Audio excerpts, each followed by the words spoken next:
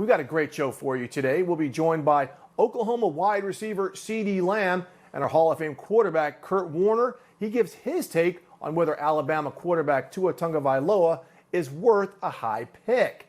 But new right now, in news you heard first on NFL Network, the Patriots trade tight end Rob Gronkowski to the Tampa Bay Buccaneers. Now we know Gronk was retired, but the Patriots still held his rights, so they traded those rights and a 7th-round pick to Tampa Bay for a 4th-round selection in tomorrow's draft. This is huge news, so huge, the New York Post put it on its cover. It's Tommy's boy. All right, let's bring in Mike Giardi, who covers the Patriots for us and has covered this team for years. And Mike, with your familiarity of this franchise and you living in that area, how is this trade being received? Well, it's very interesting, Steve, because I think a lot of people are wondering, A, why did they just make Gronk stay here and play for him? They had his contractual rights, 1 more year, $10 million.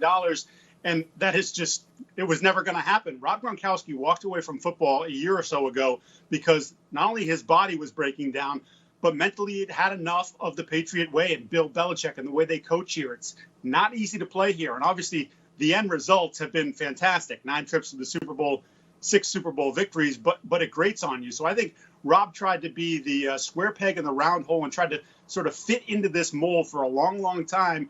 And at the end, he just didn't want to do it anymore. And he and Tom are so closely related that I think, you know, with hindsight now being the benefit, we should have seen that this was coming, that Tom and Rob had been talking, and that Tom, as he said on the Howard Stern interview, he knew he wasn't coming back to the New England Patriots back in August. So that this has probably been in the works for some time.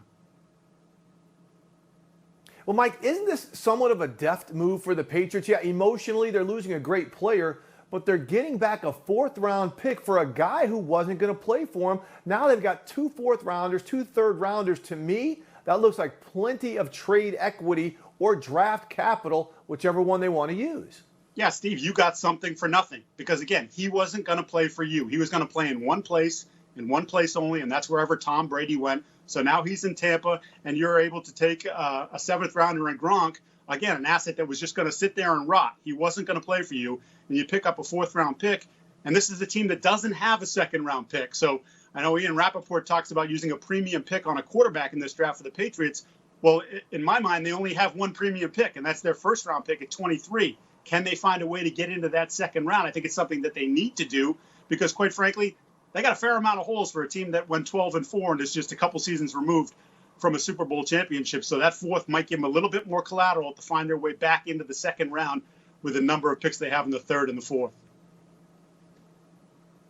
Okay, knowing what Brady and Gronk have done for years together, now they're going to Tampa Bay to a team that is loaded with offensive weapons. How do you think that works out fitting into that situation that they have with the Buccaneers?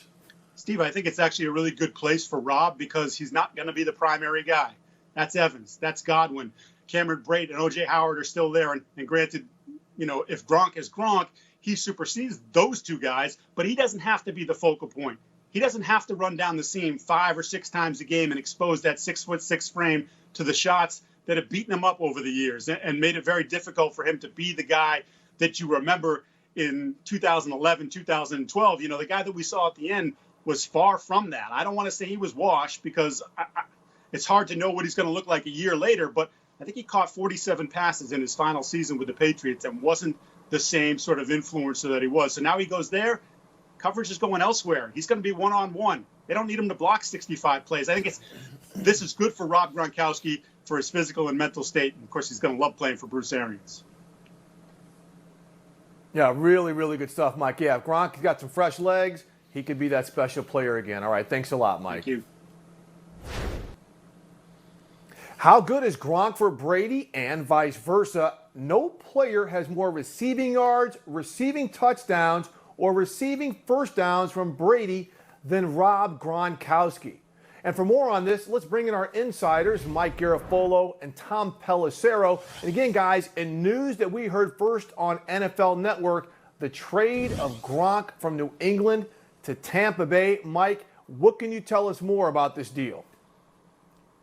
Our buddy Ian Rappaport out in front of this one yesterday, and one of the things that Ian mentioned that I was told as well is this was Tom Brady's idea. This is not just the Buccaneers saying, hey, welcome aboard, Tom Brady. By the way, what's Gronk up to these days? No, this was part of the process all along. So wherever Brady was going to wind up, this was going to be something that he was going to push for, and he absolutely did it, and he nailed it on this one with Gronkowski willing to come back and play for Tom Brady. Remember, the Patriots nearly had a deal with the Lions to send Gronkowski to Detroit. He said, no, I'm going to retire rather than play for any other quarterback than Tom Brady. So this wasn't about Gronkowski coming back and wanting to go somewhere in the league. It was wherever Tom Brady was going to be, Tom. Mike, the real question here was just, does Gronk actually want to play? The thing that I heard out of New England when Gronkowski retired was the fact that he still loved Sundays. He still loved the game, but it was everything else, the preparation, the off-season program, the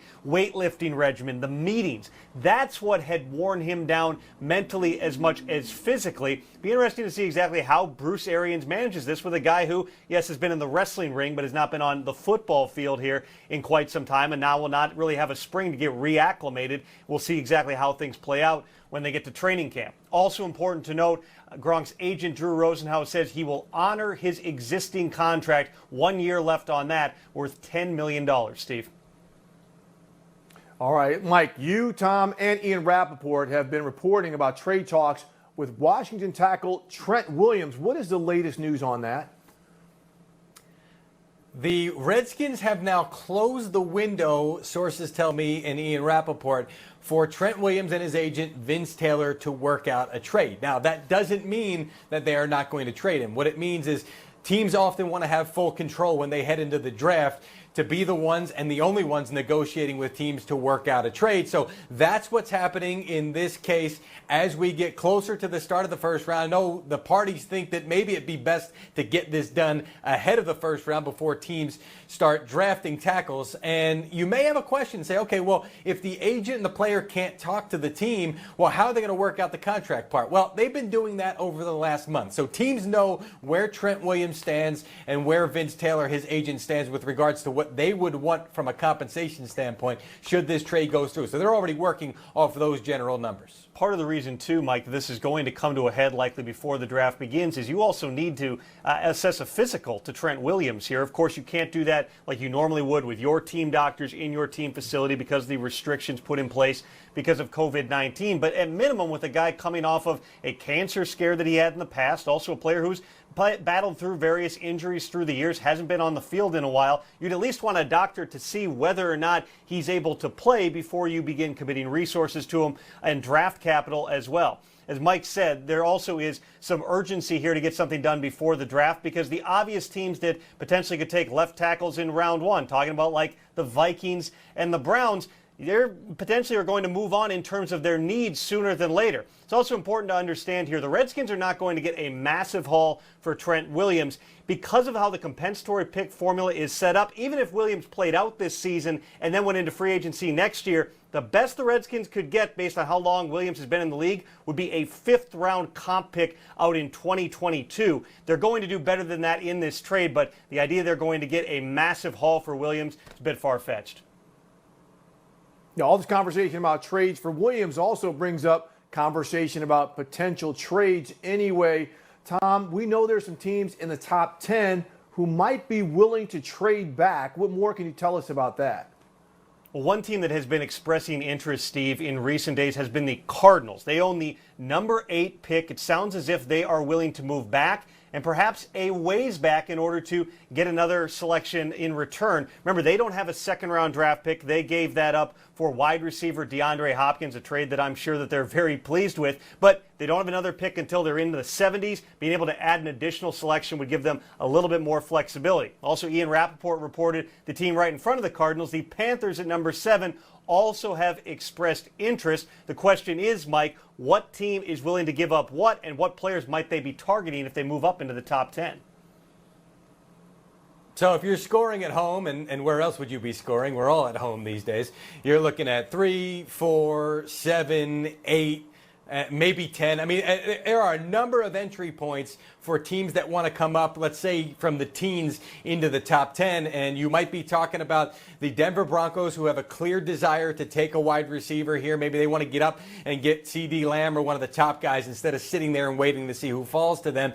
And also the Atlanta Falcons. No secret, and Ian Rappaport has mentioned that a few times, that they would like to get up. The thought is maybe they'll be up to get a cornerback, perhaps C.J. Henderson from Florida, a guy that a lot of folks thought was going to be there when the Falcons drafted. And as we've gotten closer, it's become more and more clear that he's not going to last that long. So if you're one of those teams coming up, you say, I've got multiple entry points here. Maybe I can play some of these teams against each other and see if I can get a much lower price to get up in there.